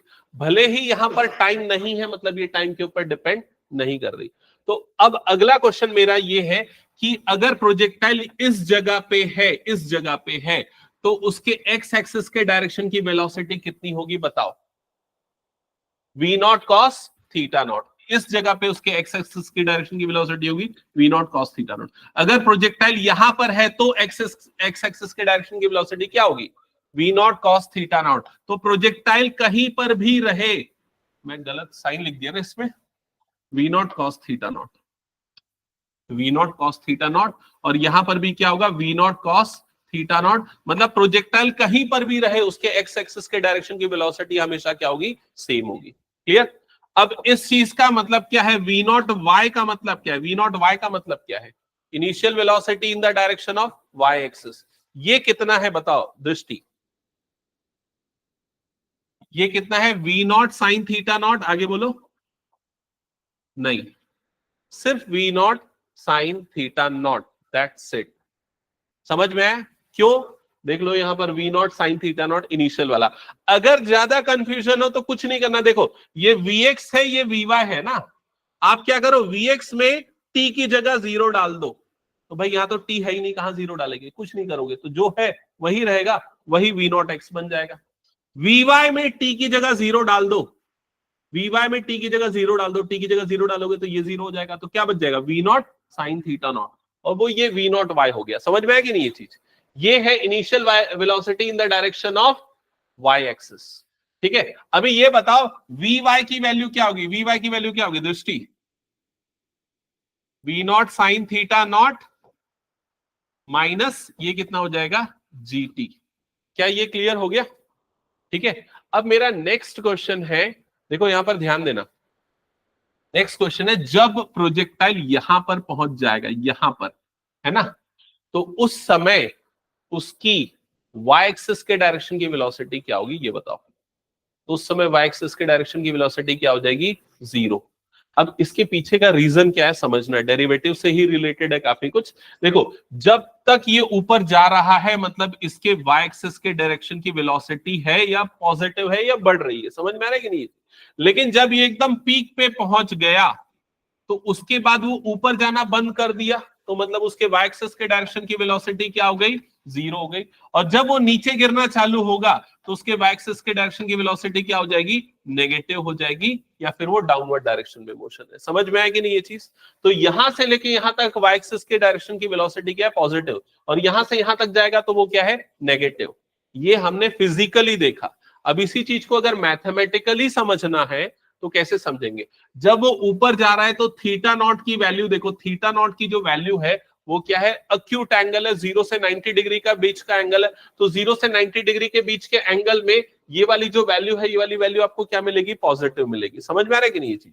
लेकिन जब वो इस पॉइंट पे पहुंच जाएगा तो थीटा नॉट मतलब ये इस पॉइंट के बाद जब जाएगा तो थीटा नॉट की वैल्यू क्या हो जाएगी, थीटा नॉट जो हो जाएगा वो क्या हो जाएगा, नेगेटिव हो जाएगा ना, डाउनवर्ड डायरेक्शन में बनेगा ना। अब देखो कंपोनेंट ऐसा बन जाएगा, ऐसा बनेगा, मतलब थीटा नॉट की वैल्यू क्या हो जाएगी, नेगेटिव हो जाएगी। नेगेटिव मतलब कौन सा क्वाड्रेंट आ गया, फोर्थ क्वाड्रेंट, और फोर्थ क्वाड्रेंट में साइन क्या होता है, नेगेटिव होता है। इसलिए ये वाला पार्ट भी क्या हो जाएगा, नेगेटिव। अगर वो समझ में आया तो ठीक, नहीं आया तो बस ये वाला पार्ट अगर ध्यान में रखोगे ना तो चलेगा। ठीक है, तो ये वाला पार्ट सबको क्लियर हो गया। अब इसमें कुछ चीजें जो अभी हमने देखा उसको थोड़ा सा मार्क करते फिगर में। तो यहां पर अभी हमने देखा कि इस पॉइंट पे Vx की वैल्यू जो है वो ये होगी, एक्स एक्सिस के डायरेक्शन की वेलोसिटी ये होगी, और Vy की वैल्यू क्या होगी, इस पॉइंट पे क्या हो जाएगी, 0। ये बहुत इंपॉर्टेंट चीज है, आगे के डेरिवेशन हम यहां से करने वाले, इसलिए मार्क करना। Vy की वैल्यू यहां पर क्या होगी, 0 होगी। ठीक है, Vy की वैल्यू यहां पर 0 होगी, और यहां जो Vy होगा वो डाउनवर्ड डायरेक्शन में बनेगा। अब देखो वेलोसिटी डाउनवर्ड डायरेक्शन में, तो यहां पर Vy की जो वैल्यू होगी वो क्या हो जाएगी, नेगेटिव हो जाएगी। Vy की वैल्यू यहां पर नेगेटिव हो जाएगी, Vy विल बी नेगेटिव। और अगर यहां रैंडमली किसी भी पॉइंट पे लोगे तो Vy की वैल्यू वहां पर क्या है, पॉजिटिव है, Vy विल बी पॉजिटिव। ठीक है, ये क्लियर हो गया सबको। एक्स एक्सिस के डायरेक्शन की वेलोसिटी हर समय पे सेम है।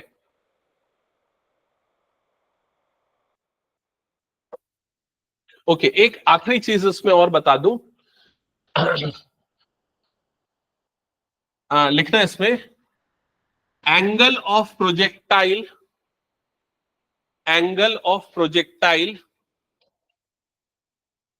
At any time instant T, at any time instant T,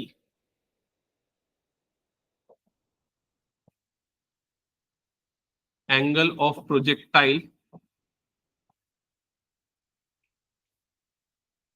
at any time instant T. इसमें ना एक वर्ड और ऐड कर दो, angle of velocity of projectile, angle of velocity of projectile at any time instant T. ठीक है, तो अब वेलोसिटी वाला अभी हमने देखा था, वेलोसिटी ऑफ प्रोजेक्टाइल के लिए हमने ये डेरिवेशन किया है ना। अब इस वेलोसिटी का डायरेक्शन चाहिए या उसका एंगल चाहिए, तो थोड़ी देर पहले मैं अभी बता रहा था, याद होगा तुम लोगों को, अगर एक्स आई प्लस वाई जे है, हमें दोनों के बीच का एंगल चाहिए, हमें एंगल चाहिए, इसका डायरेक्शन चाहिए, तो क्या करते थे, tan theta is equal to, याद है ना, परपेंडिकुलर अपॉन बेस, है ना। तो यहां पर अगर मुझे एंगल चाहिए प्रोजेक्टाइल का और उसको मैं थीटा से डिनोट करता हूं, तो tan theta is equal to वो कितना हो जाएगा, परपेंडिकुलर अपॉन बेस। तो परपेंडिकुलर मतलब क्या हो गया, ये वाला जे वाला कंपोनेंट जिसकी वैल्यू कितनी आ जाएगी यहां पर, इसको ऐसा लिखो, या तो पहले लिखो v y upon v x लिख दो, वी वाई अपॉन लिख दो वी एक्स, और वी वाई की जगह पे क्या आ जाएगा, तो वी वाई की जगह पे आ जाएगा v naught sine theta naught minus g t upon v x. तो वी एक्स की जगह पे क्या आ जाएगा, v naught cos theta naught, v naught cos theta naught. क्या ये क्लियर हो गया? तो इससे हमें उस प्रोजेक्टाइल का एट एनी इंस्टेंट क्या मिल जाएगा, एंगल मिल जाएगा। क्लियर हो गया ये चीज? ठीक है।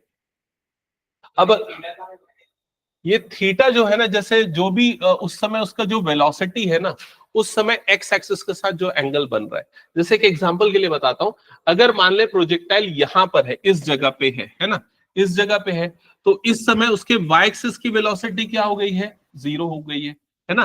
तो वाई एक्सिस की वेलोसिटी अगर जीरो हो गई है, मतलब वी वाई की वैल्यू क्या हो गई है, जीरो हो गई है। वी वाई की वैल्यू जीरो, मतलब ये पूरा क्या हो गया, जीरो हो गया। तो थीटा की वैल्यू क्या आ गई, जीरो। तो जो प्रोजेक्टाइल की वेलोसिटी है वो 0 डिग्री पे है, मतलब एक्स एक्सिस के साथ कितना एंगल बना रही है, 0 डिग्री का एंगल बना रही है। समझ गए ये चीज? ठीक है। अगर मान लो यहां पर time t is equal to 0 लेते हैं हम, time t is equal to 0 लेते हैं, एक मिनट इसमें, हाँ, time t is equal to 0 लेंगे तो फिर क्या आएगा उस सिचुएशन में, क्या आ जाएगा, देख, t इज इक्वल टू 0 लेगा तो ये पूरा क्या हो जाएगा, 0। V naught sine theta naught upon v naught cos theta naught, तो वी नॉट कट गया तो ये क्या बन गया, टेन थीटा नॉट। तो tan theta is equal to tan theta naught आया। मतलब थीटा और थीटा नॉट क्या है, सेम है। मतलब इनिशियली जो उसकी वेलोसिटी है उसका डायरेक्शन कितना है, थीटा नॉट है। तो हर एक इंस्टेंट पे उसकी वेलोसिटी का डायरेक्शन क्या है ये बताता है थीटा। क्या ये क्लियर हो गया? ठीक है। चलो, अब इसके बाद ना इसके फर्दर कैलकुलेशन करते हैं, इसका और एनालिसिस करते हैं। देखना, टाइम फॉर मैक्सिमम हाइट, सब हेडिंग डालना, time for maximum height, time for maximum height. मतलब आपको वो टाइम निकालना है जब वो अपनी मैक्सिमम हाइट पे पहुंचा। ठीक है। तो ध्यान दो, इधर ग्राफ में देखो, मैक्सिमम हाइट पे वो किस समय पे पहुंचा है, इस समय पे पहुंचा है मैक्सिमम हाइट पे, देख रहा है कि नहीं? तो इस समय पे टाइम क्या हुआ, कितना टाइम लगा, वो आपको पता लगाना है। तो इस समय हमें एक चीज पता है कि उसके वाई एक्सिस के डायरेक्शन की वेलोसिटी क्या हो गई है, 0।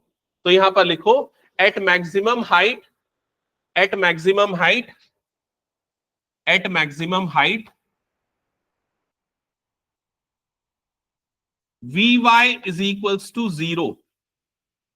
तो मैक्सिमम हाइट पे वी वाई की वैल्यू क्या है, 0। अब देखो जल्दी कॉपी में, वी वाई क्या था, वी वाई देखो अभी हमने यहां पर लिखा था क्या था, वी वाई क्या था, v naught sine theta naught minus g t, that is equals to क्या हो गया, 0। क्लियर हो गया ये चीज? अब यहां से टी की वैल्यू निकाल लो। तो टी की वैल्यू निकालने के लिए माइनस जी टी को भेज दो उधर पे, तो क्या हो जाएगा, ये v naught sine theta naught, v naught sine theta naught is equal to क्या हो जाएगा, ये जी टी। क्लियर हो गया ये चीज? तो g को अपॉन में भेज दो तो क्या हो जाएगा, ये v naught sine theta naught upon g is equal to क्या हो गया, ये t। और ये जो t है, ये इसको हम t ना लिख के t मैक्स लिख देते, t मैक्स लिख देते, ताकि हमें पता चले कि वो टाइम है जब प्रोजेक्टाइल अपने मैक्सिमम पीक पे पहुंच रहा है, मैक्सिमम हाइट पे पहुंच रहा है। समझ गए ना ये चीज? ठीक है। अब एक एग्जांपल के लिए मान लो हम किसी प्रोजेक्टाइल को 5 मीटर पर सेकेंड की वेलोसिटी से लॉन्च कर रहे हैं। 5 नहीं, मैं कुछ और ले लेता हूं, एक रफ के लिए, रफ वर्क है, तुम लोग भी रफ में कैलकुलेट करके देखो। मान लो हम किसी प्रोजेक्टाइल को 9.8 मीटर पर सेकेंड की वेलोसिटी से लॉन्च कर रहे हैं, और जब लॉन्च कर रहे हैं उस समय हम एक्स एक्सिस के साथ 30 डिग्री का एंगल बना रहे हैं। तो ये बताओ वो अपनी मैक्सिमम हाइट पे कितने समय बाद पहुंचेगा? तो क्या करोगे, यहां पर वी नॉट की जगह पे क्या पुट कर दोगे, 9.8, थीटा नॉट की जगह पे क्या पुट कर दोगे, 30, जी की वैल्यू तो आपको पता ही रहती है, वो भी 9.8 होता है, तो ये कट जाएगा तो कितना बन जाएगा, 1/2 बचेगा। साइन 30 की वैल्यू कितनी होती है, 1/2, मतलब 0.5 सेकंड के बाद वो अपनी मैक्सिमम हाइट पे पहुंच जाएगा। समझ में आ गया कैसे यूज करना है इसको? ठीक है। नेक्स्ट लिखो, total flight time, total flight time, total flight time, इसको डिनोट करते हैं कैपिटल टी एफ से, कैपिटल टी एफ से। टोटल फ्लाइट टाइम का मतलब कितने देर वो हवा में रहा। स्टार्ट लॉन्च किया, एंडिंग में वो जाके ग्राउंड को हिट किया, टोटल टाइम कितना लगा, अंदाजा लगाओ कितना लगा होगा, उसका डबल लगा होगा। समझ में आ रहा है? कॉमन सेंस लगा सकते हो। ऊपर तक पहुंचा उतना ही नीचे गिरा, मतलब जितना टाइम इतना लगा ऊपर टॉप में जाने में, उतना ही टाइम नीचे आने में, तो टोटल फ्लाइट टाइम टीएफ जो होगा वो क्या हो जाएगा, 2 टाइम्स टी मैक्स होगा। समझ गए ना ये चीज? तो टीएफ की वैल्यू कितनी आ जाएगी, 2v0 sine theta naught divided by g, 2v0 sine theta naught divided by g, ये हो जाएगा टोटल फ्लाइट टाइम। यहां तक हो गया सबका? नेक्स्ट लिखो maximum height of projectile, maximum height of projectile, of projectile. अब तुमने ये तो पता लगा लिया कि किस समय पे मैक्सिमम पहुंचेगा, लेकिन मैक्सिमम हाइट कितनी होगी ये निकालना है। मैक्सिमम हाइट कितनी होगी ये निकालना है, ये निकालना है, ये वाली हाइट निकालनी। अब बताओ ये हाइट किससे निकलेगी? और थोड़ा इसमें आराम से देखो, इसका जवाब यही कहीं है इस पूरे पेज के अंदर, इस पूरी स्लाइड के अंदर। हमें इसकी मैक्सिमम हाइट चाहिए, मैक्सिमम वैल्यू चाहिए वाई एक्सिस के डायरेक्शन में, मतलब इसके वाई कोऑर्डिनेट की मैक्सिमम वैल्यू चाहिए, मतलब वाई की वैल्यू चाहिए। समझ रहे हो ना? वाई की वैल्यू, तो वाई की वैल्यू, तो वाई कोऑर्डिनेट कहां पर निकलेगा? देखो इक्वेशन 3 में यहां पर मैंने मार्क किया था ना, देखो ये क्या है, उसका वाई कोऑर्डिनेट है। याद आया कि नहीं ये चीज? मैंने बताया था ये एक्स और ये वाई क्या है, ये उसके पोजीशन के कोऑर्डिनेट है। मतलब हमें वाई कोऑर्डिनेट की वैल्यू चाहिए जब वो अपने मैक्सिमम पे हो। तो लिखो पहले y is equal to this, y is equal to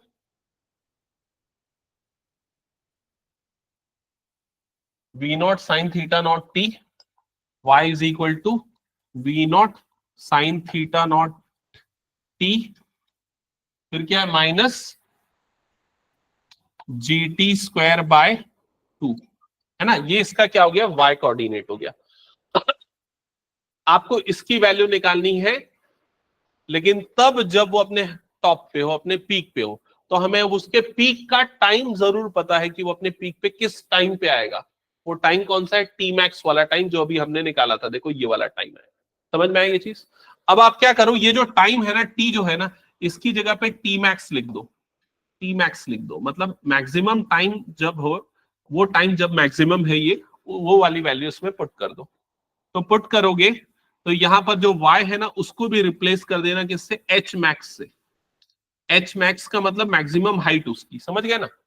h max is equal to, ये क्या हो गया, v naught sine theta naught, t की वैल्यू रख देंगे। तो t की वैल्यू कितनी है, v naught sine theta naught, v naught sine theta naught upon g, ये आ गई t की value, minus g by 2 t square, मतलब v naught sine theta naught by जी का होल स्क्वायर। क्या ये समझ में? एक बार चेक कर लो।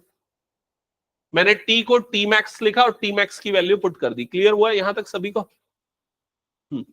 अब इसको थोड़ा सिंप्लीफाई करते हैं। तो देखो कैसे सिंप्लीफाई करेंगे।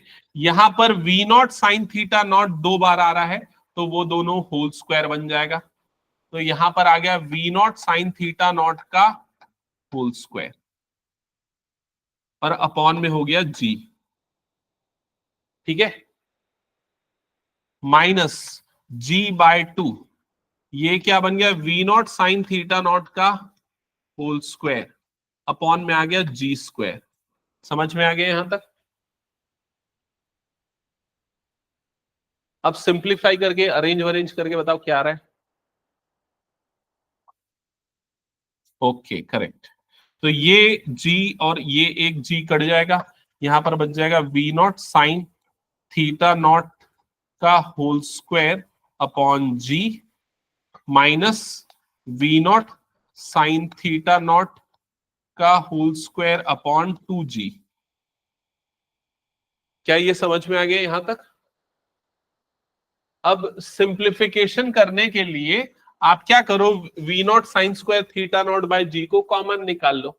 v naught sine theta naught whole square by g को कॉमन निकाल लो, तो ब्रैकेट के अंदर क्या बच जाएगा 1 माइनस 1/2, 1 माइनस 1/2, तो 1 माइनस 1/2 कितना बन जाता है 1/2, तो एच मैक्स की जो वैल्यू आएगी वो आ जाएगी v naught sine theta naught upon 2g।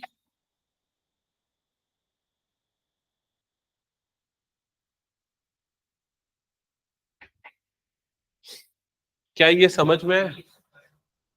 Whole square, sorry whole square लिखना भूल गया मैं, होल स्क्वायर आ गए यहाँ पे। हाँ, v naught sine theta naught whole square by 2g। क्या यहां तक समझ में आया सभी को? चलो नेक्स्ट लिखना एक और चीज, मैक्सिमम हॉरिजॉन्टल रेंज। नेक्स्ट लिखना maximum horizontal range, maximum horizontal range.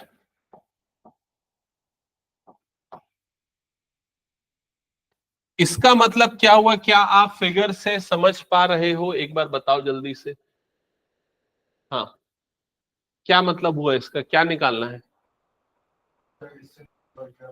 हाँ, जब उसको लॉन्च किया, जब उसने ग्राउंड को हिट किया, तो उसने कितना डिस्टेंस कवर किया, मतलब क्या निकालना है यहां पर? कौन सा coordinate? X coordinate. X coordinate की वैल्यू निकालनी है कितने टाइम के बाद? टोटल फ्लाइट टाइम के बाद। समझ में आ रहा है कि नहीं ये चीज? मतलब आपको ये वाली चीज निकालनी, एक्स कोऑर्डिनेट की वैल्यू टोटल फ्लाइट टाइम के बाद। यही इसका मैक्सिमम हॉरिजॉन्टल रेंज है, इसको कैपिटल एच से रिप्रेजेंट करेंगे। कैलकुलेट करो, बताओ क्या आएगा कैपिटल एच का वैल्यू, मैक्सिमम हॉरिजॉन्टल रेंज का वैल्यू। सारी चीजें आपके पास है तो उसको देखो और यूज करके बताओ क्या आएगा।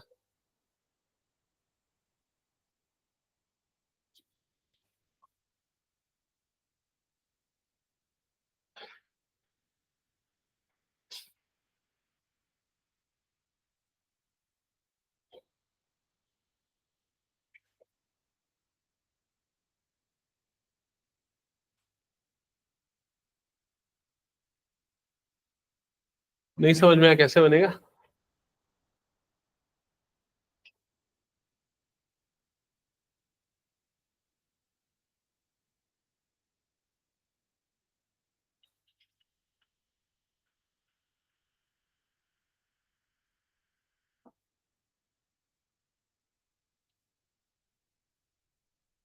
ये देखो, ये मैक्सिमम वर्टिकल हाइट आपने निकाला था ना, है ना? ये क्या निकालना है? मैक्सिमम हॉरिजॉन्टल लेंथ निकालना है, तो एक्स की वैल्यू निकालनी है आपको। एक्स की वैल्यू ये है v naught sine cos theta naught into क्या है यहाँ पर टी है। अब ये टी क्या है? ये है टी है टाइम। और आपको कितने टाइम के बाद एक्स की वैल्यू निकालनी है ये बताओ। जब वो ग्राउंड को हिट करेगा उतने टाइम के बाद। जब वो ग्राउंड को हिट करेगा वो टाइम क्या कहलाएगा? तुम लोग थोड़ा सा रिकॉल करो। देखो यहां पर हमने वो वाले टाइम को क्या नाम दिया था? Total flight time. याद आया कि नहीं? टीएफ। टीएफ क्या था? Total flight time. स्टार्ट होने से लेके ग्राउंड को वापस हिट करने तक का टाइम क्या है? Total flight time, TF.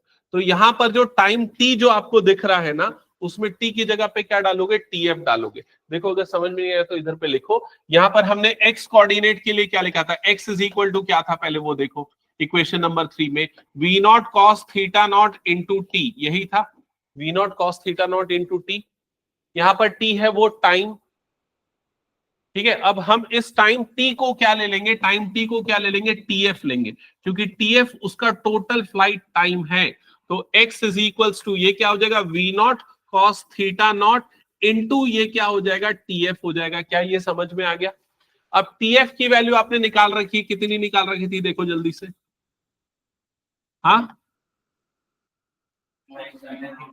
2v0 sine theta naught upon g, ये वाली वैल्यू थी।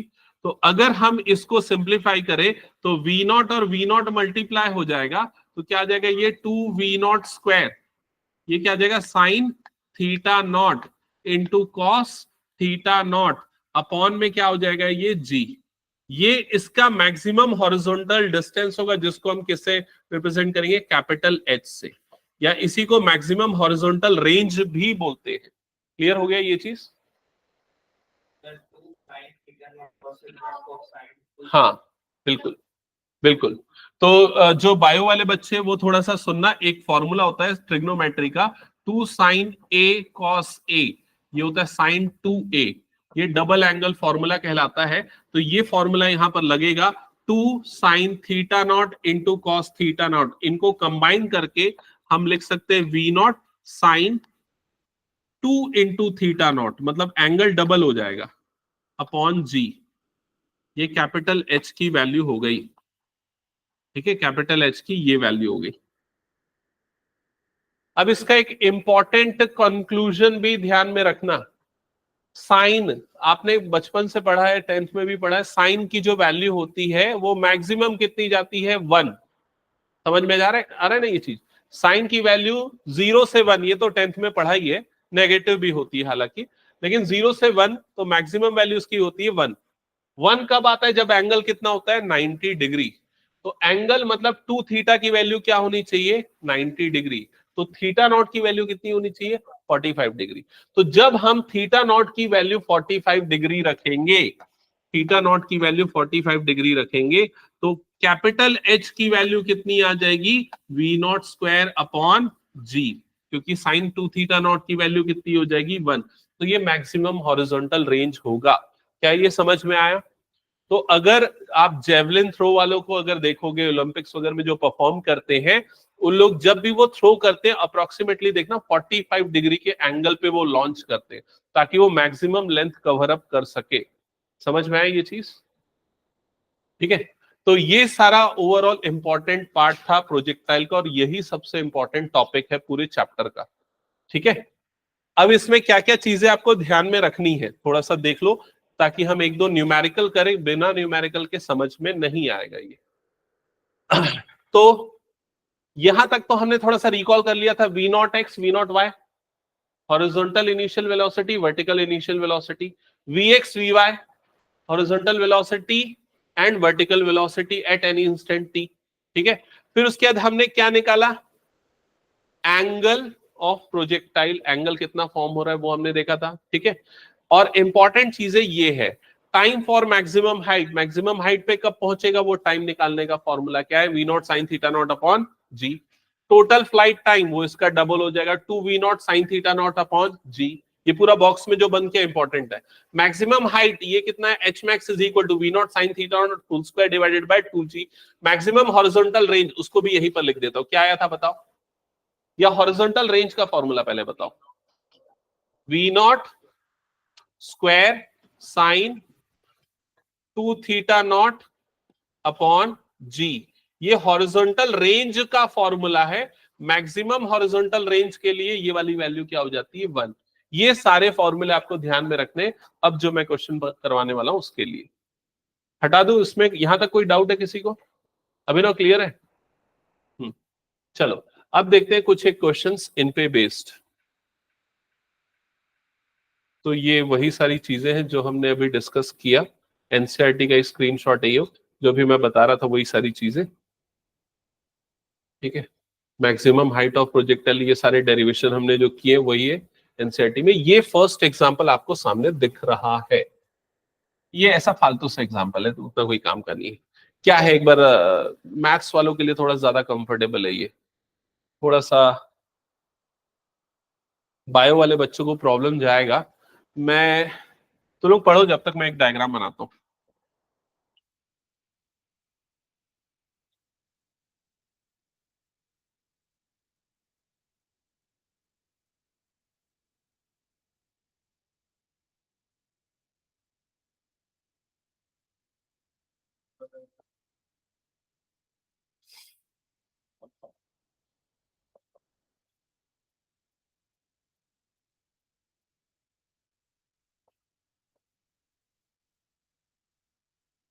तो इसमें ऐसा लिखा है, गैलीलियो ने अपनी बुक में क्या लिखा, for elevations which exceeds or fall short by 45 degree by equal amount, the ranges are equal.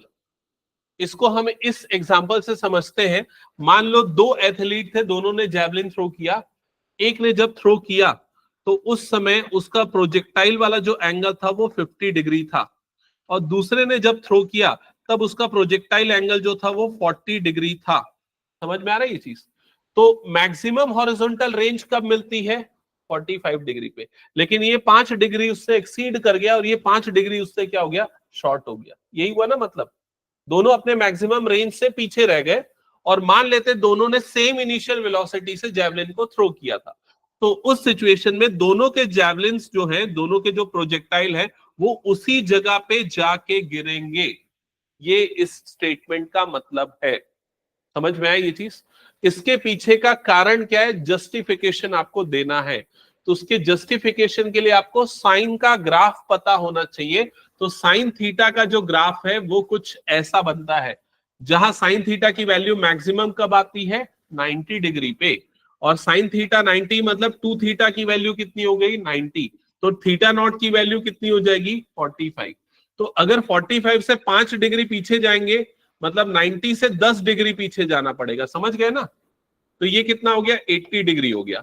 और 5 डिग्री आगे जाएंगे तो मतलब 90 से 10 डिग्री आगे, क्योंकि उसका डबल है ना, तो यहां पर कितना हो गया? 100 हो गया। क्लियर हो गया ये चीज? तो दोनों ही सिचुएशन में साइन थीटा नॉट की वैल्यू क्या आती है? सेम आती है। मतलब दोनों ही सिचुएशन में हॉरिजॉन्टल रेंज क्या होगी? सेम होगी। इसी चीज को उसने वर्ड्स के फॉर्म में लिखा है, 45 plus alpha, 45 minus alpha, which is equal to 90 minus 2 alpha and 90 plus 2 alpha, इनके इक्वल होगा। समझ में आ रहा है ये चीज? तो इस वजह से दोनों सिचुएशन में सेम हॉरिजॉन्टल रेंज अचीव होगी। तो ये फालतू सा क्वेश्चन है, justification numerical point of view से नहीं है। ये वाला क्वेश्चन एक बार करते हैं और इसका आंसर आप लोगों को बताओ क्या होगा। ये भी एनसीईआरटी का एग्जाम्पल ही है।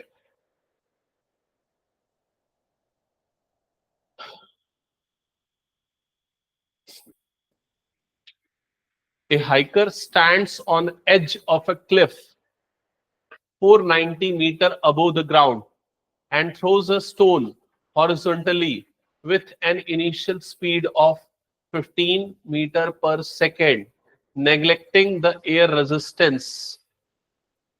Find the time taken by the stone to reach the ground.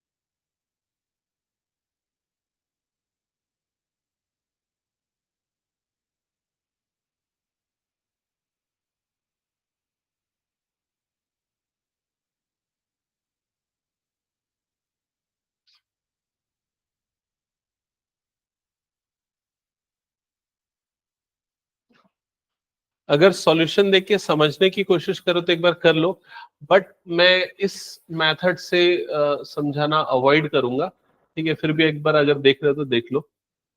जो हमने अभी तक कैलकुलेशन किया, डेरिवेशन किया, उस अप्रोच को फॉलो करेंगे, बट एक इनिशियली अजम्पशन के लिए ठीक है।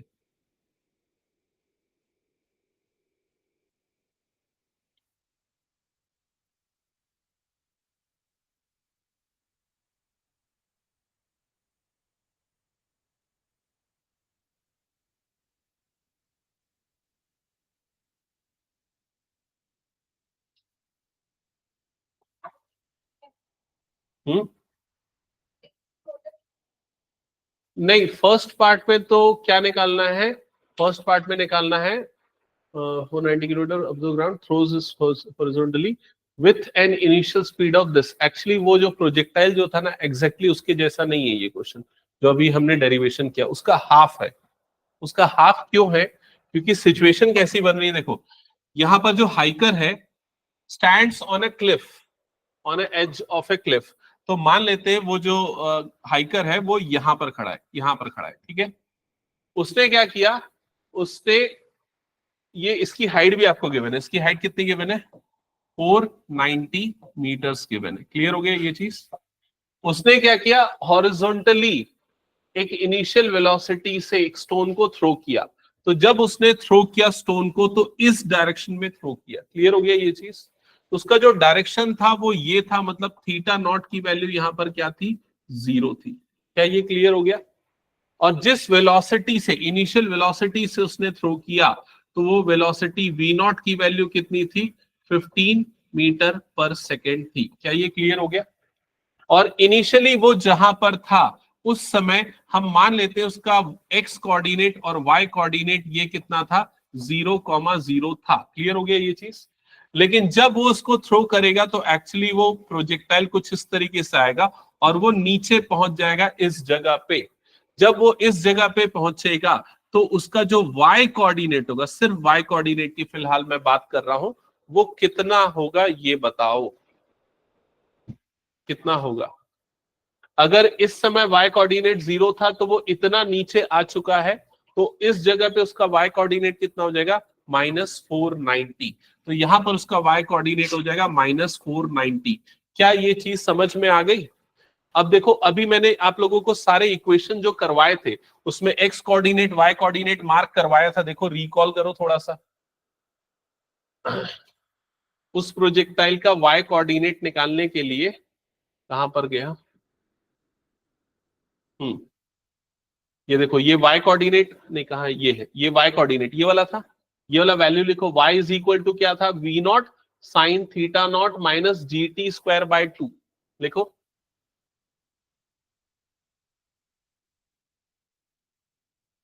हाँ। तो y कोऑर्डिनेट का फॉर्मूला था, क्या था? y is equal to v naught sine theta naught, sine theta naught t minus क्या था? Half g t square. यही था, ठीक है। ये था y कोऑर्डिनेट का फॉर्मूला। अब देखो, इनिशियली थीटा नॉट की वैल्यू हम क्या लेंगे यहां पर? 0। v नॉट की वैल्यू भी हमें पता है, और आपको क्या निकालना है इस क्वेश्चन में? टाइम निकालना है t। और y कोऑर्डिनेट की भी वैल्यू भी पता है, तो y कोऑर्डिनेट की जगह पे क्या पुट कर दो? -490। v नॉट की जगह पे क्या पुट कर दो? 15। साइन थीटा नॉट की जगह पे क्या पुट कर दो? 0 degree into T minus half. जी की जगह पे क्या आ जाएगा? 9.8 into t square, into t square. क्या ये समझ में आ गया सभी को? अब साइन 0 की वैल्यू क्या हो जाती है? 0। तो ये पूरा का पूरा हो गया 0। तो यहां पर अब आपके पास क्या बच गया? यहां पर बच गया -490 is equal to, right side में क्या बच गया? -9.8 divided by 2 into t square. क्या ये समझ में आ गया? दोनों का माइनस और माइनस कट जाएगा, ये 2 इधर क्रॉस मल्टीप्लाई होगा, तो 49 का डबल कितना होता है? 98। तो 980 इज इक्वल टू कितना हो जाएगा? 9.8 टी स्क्वायर। क्या ये समझ में आ गया? ये क्रॉस मल्टीप्लाई होके अपॉन में आ जाएगा, तो 980 डिवाइडेड बाय क्या हो जाएगा? 9.8 इज इक्वल टू क्या हो जाएगा? T square. जब इसको काटोगे तो कितने टाइम्स में जाएगा? 100 टाइम्स में जाएगा। तो टी की वैल्यू आपके पास कितनी आ जाएगी? 10। तो आंसर कितना आ जाएगा? 10 सेकेंड्स। तो 10 सेकेंड्स में वो ग्राउंड को हिट करेगा। क्या ये समझ में आ गया सभी को? हाँ।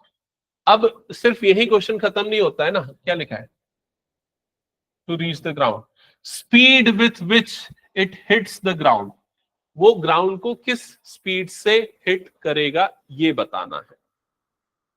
तो इसके लिए आप इसके y एक्सिस के डायरेक्शन की वेलोसिटी निकाल लो। इस पॉइंट पे, इस पॉइंट पे जब वो ग्राउंड को हिट कर रहा है, y एक्सिस के डायरेक्शन की वेलोसिटी vy निकालो। क्यों सिर्फ vy? क्योंकि उस समय हॉरिजॉन्टल वेलोसिटी 0 हो जाएगी उस जगह पे। तो vy का क्या था? देखो जल्दी से formula, v naught sine theta naught minus g T. इसमें सारी वैल्यू आपको पता है, वी नॉट की वैल्यू भी पता, थीटा नॉट की वैल्यू भी पता, जी की भी पता, टी की वैल्यू तो जस्ट अभी निकाली, पुट कर दो, फाइनल आंसर आ जाएगा। समझ में आया नहीं ये चीज?